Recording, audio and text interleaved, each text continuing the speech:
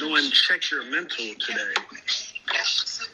Got a special guest. I got Abrisha, a painter, and we about to chat it up with her and see what's popping with her as far as like her mental stability, how she's doing in the pandemic, how she's doing with her art. So we're just gonna have a quick conversation. Check on your song first.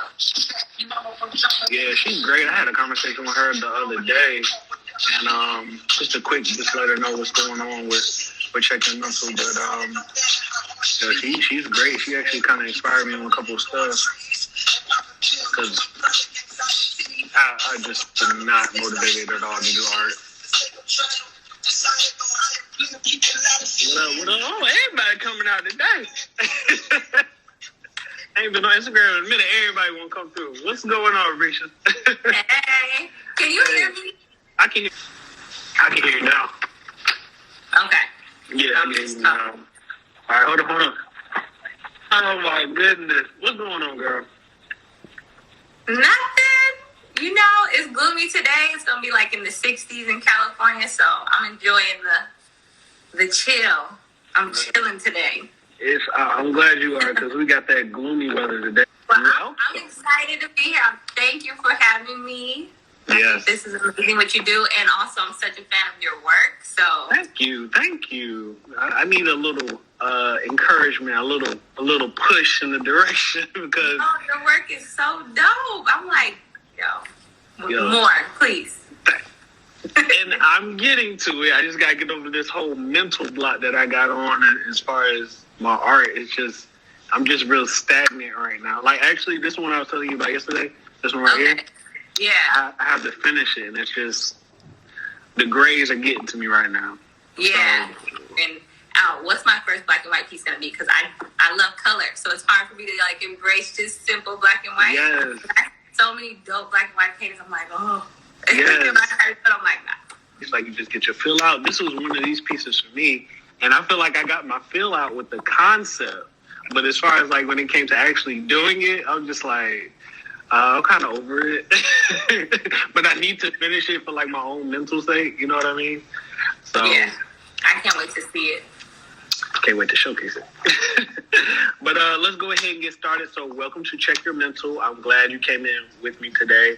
This is a little platform I'm doing so I can kind of promote other artists and also just really get more motivated as far as what I'm doing with my art, and then also just kind of just checking on that stronger friend. Like I know a lot of times we check on other people, but sometimes you just need another person that you really just don't know to check on you and just ask you how your day is going. That way you can feel like you have a little bit more reassurance of what you're doing or what you're going through. And just I'm very interested in how other people think, how other people operate, how really just their mindset works as far as like certain logic, you know what I mean? So, and I just wanted to go ahead and chat up with you today because, you know, of course, your first thing that got me with you was your art. And I'm like, damn, on top of that, you look good. And on top of that, like, your concepts are crazy. So I was just like, let me go ahead and shoot her a DM and see if she's interested. And I'm glad that you came on this platform and kind of just going to talk to us for a minute. Thank you. I'm happy to be here. Thank you for that compliment, too. Yeah. So go ahead and tell people your name, a little bit about yourself, and how you got started, how you got into art. Okay, so my name is Abrisha. I'm an artist out of Southern California, right? So I started painting when I was in high school, and really I took an art class back in the day, and you had to do different assignments, and so we had to do our first painting assignment, and my art teacher was like, "You're a natural painter," and at the time I didn't really know what that meant. I'm like, okay, like. I just painted the picture, but okay. And so from there, I really started to get into art. I ended up going to Otis College of Art and Design in LA. And then, that went sideways. My mom was like, oh, this is expensive.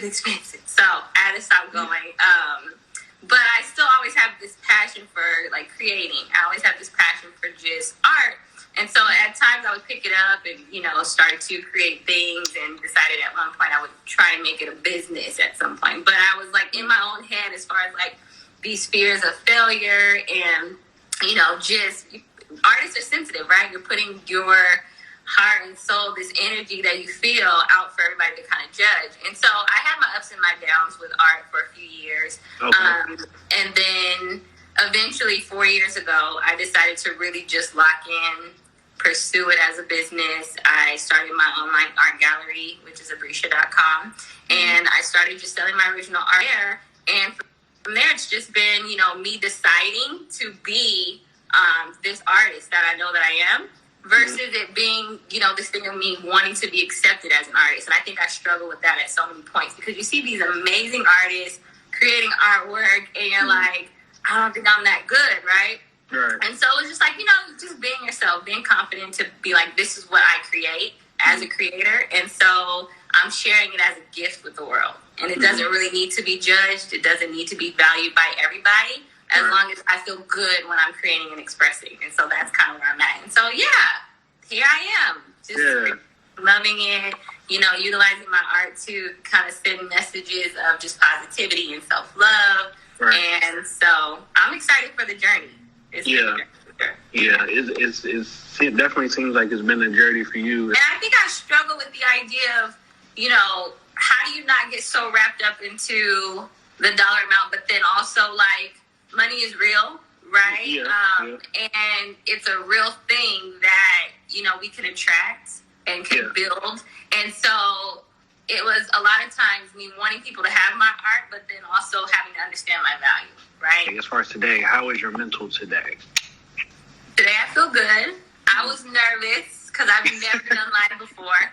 I'm like, all right, this is real good. No, I'm just kidding. I was like, okay, I can do this. And that's why I was like, we got to talk first. Because I'm like, right. Yeah, what this live thing is. Yeah, I get it. I know. No, but I want to get better at least being able to showcase like my creativity. I'm just not. I haven't got there yet. So soon. How it's funny you said the live thing because I was like, you never been live before. Not to say like this is. It to me it's kind of old now, like old, and it's kind of just a good way to engage with your audience or your demographic of what's going on, especially if it's art. You can just just put the camera up on and just paint a little bit, and hopefully people will get interested. But I get so lost in that. Like sometimes I have to turn the music off. Like I create music every single time. Like music is a big part of the art that I create. Like I love music. I love like hip hop, R&B, all of that, right? And so a lot of times like that comes out in the work that I create. Like it just inspires me. I love that artists can be so inspiring on different levels, including music. So it's a big thing. But sometimes when I'm creating, I'm like, turn off the music. Yeah, I understand that. Like, I understand. Are you like a little bit of like a perfectionist? Like I know a lot of people say like I got OCD. So here's the thing. I have this idea of like I can't say a painting is done until I'm like it's done, but it doesn't have to look perfect because I like things that don't look perfect. I like it to just feel like I like the energy to come out more than like did I detail every single piece of it, right? But at the same time, like if I don't feel it's done, it ain't done, and it will sit like there's something missing. So I don't know if that's perfectionist or not. But it's like my spirit got to be like, don't touch this painting. Right? I'm like, I got you. Well, maybe it's like in that painting, at that point in your painting, you just like, I ain't gonna touch it until like I feel like it's a little bit more needed. You know what I mean? Because I get it. I definitely get it. But I say the one thing with me, I always question whether I'm really done. And I think it takes a couple people to realize, I think you're done with that painting, for me to really stop, So that's just my little, like, threshold of, like, okay, am I done? Like, I'm getting other people to kind of validate as far as, like, am I done? Do I need to, what would you like in this painting? It's like, nah, it's pretty much done. I'm like, all right, cool. And my mental is kind of good off that. Like, I can't see anything else to do. Like, if there's a piece that's bothering me, I'm like, I gotta touch it, right? Yeah. But when I look at the painting and it's like you've looked at it enough times and you just don't see nothing else to do, it's done. I don't care if it's missing the arm. It's done. Like, something like on my painting, they'll be like, I just fade out, like on the foot, or like. Oh yeah, I did. I definitely have seen that technique from you. What is probably one of the most important things that you learned in your life until this point? And it can be related strictly to art, or it can be in general. Okay. The most important thing. I think the most important thing, and I'm still working on it, is just like there's no fear. You know what I'm saying? Like acknowledging things that make you nervous, right? Acknowledging things that make you question yourself and like really identify where that comes from. Okay. But not allowing it to really develop into this fear.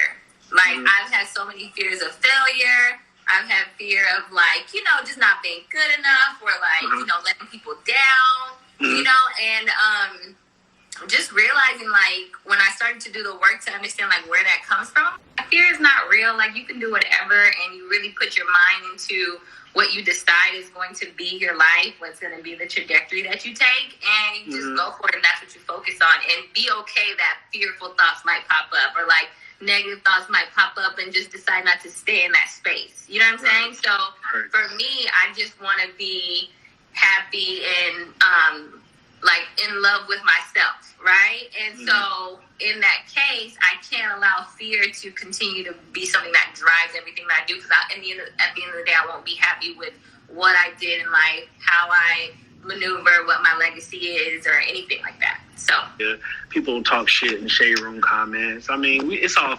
funny, you know, we see it. But some of the stuff is just like, I can see how it can be real hurtful. So just to like not mind that as much, like in everyday life, not even just on the internet. Yeah. I would say it brought me a little bit more peace each day. When you really like delve into it, it all goes back into fear. Yeah, I agree with that. Fear is really just this thought energy. It's like this thought process that creates this suffering. And we either choose to like really go into that, or we choose to just understand that it doesn't need that much energy. Yeah, I agree with that. Do you think you'll ever find your purpose? Yeah, I think I found my purpose. Okay. Yeah. Okay. I like how, like, are you 100% sure of that, or you just kind of like, you feel like you're on the way to it, on the path? No, I feel like I found my purpose. Now, here's the thing. Okay. That could change, because I don't have to know everything that is going to come 50 years from now, right? But I can know what I know right now. And so in this moment, I found my purpose. If my purpose was to ever change, it would be based on whatever I knew at that moment, and I'd be completely okay with that. But in this moment, I know that I found my purpose, and my purpose is to just continue to, you know, be a light to others, to inspire, to encourage, to help others develop, and to just be an inspiration in some way for somebody. And so that's my purpose right now. It could change, and I'm okay with that. Right now, I like that. Yeah. I like that. And then also just moving forward, just embody it more to where like it's a thoughtless act. You know what I mean? Yeah. Like I'm not thinking about doing something good. I literally just do it. You know what I mean? Yeah. So, all right. So let's get a little bit to art. Okay. Slight flex. Let's do a slight flex for the people. What is the most expensive piece of artwork that you have sold? The most expensive piece of artwork. Boy. Oh, that's a good question. Go ahead and tell them how much a collector has dropped on you. I would say an abstract piece, which probably nobody even knows about. Oh, snap. Like you never posted it? Like you never posted or anything? I posted it, but it didn't get a lot of traction. It didn't get a lot of like... And it be those pieces, man. It was one of those pieces where people are like, oh, that's cool, but the celebrities? Yeah. That's what those, right? Yeah. And so that one was $2,009. It was the abstract. So, yeah. And that's like, you said that's a piece nobody like... On Instagram anyway, or maybe Facebook, nobody really showed love like in the comments like that, man. It be like that, man. It definitely be like that. But I love abstract art because for me it's like expressionism, right? And I love to just be able to like put color and mood and flow onto a canvas.